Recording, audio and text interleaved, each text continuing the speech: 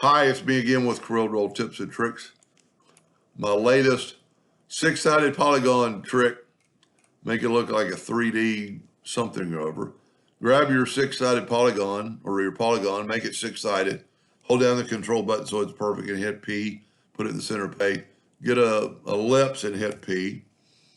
And now we can do a lot with this, but I'm just going to use, this time I'm going to use the 2-point line, which might be the easiest for some. Go from right there to that quadrant. Grab it with the shape tool and right click and make it a curve. And then we can curve this line and do whatever you want to with it. Be as much of a curve or a little bit as curve as you want. Now what we need to do is Control D and make a duplicate.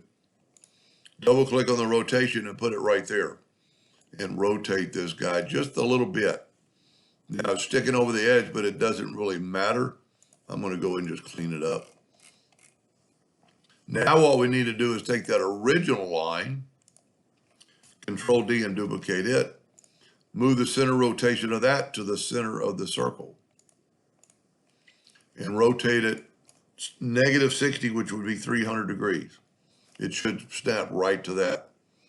Now I'm going to take my polygon, I'm going to go to Object and convert it to a curve.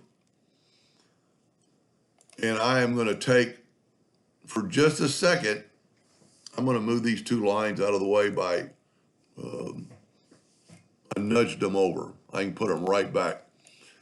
Because I want to be able to grab this and turn all three of these into a curve by right-clicking on the mouse.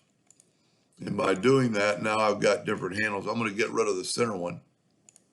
And I'm going to give it a little twist, and maybe a little bit of twist this way. And you never really know what you're going to get till you're done. Now we can take these two and nudge them right back. Now at this point, I'm going to group this together. Control G. I'll do that a lot in my videos because I like to get rid of the lines after I duplicate it. Smart Fill tool. I got a little leak because I did so much turning of that node. Okay, I've got them grouped together, so I got to grab it, Object, Group, and Ungroup. Grab the Shape tool, and then just make that. If I would have left it past, it probably wouldn't have done that. Smart Fill tool, fill in that.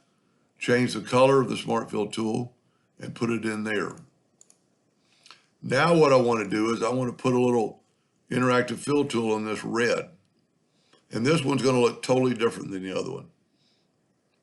Just by the way I created that line. I'm going to grab my black and put a little black in it. You want just a little bit of black. Probably good enough. I'm going to select my light blue, and it's right here.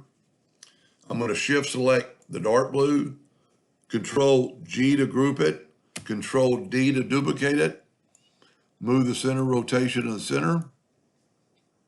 I had it for just a second and it moved away. And rotate this 60 degrees. Control D, Control D, Control D, Control D. That is pretty cool. And since I grouped all the lines, I can get them out of the way, and this drawing has no lines. Now you can see it's totally different than the first one.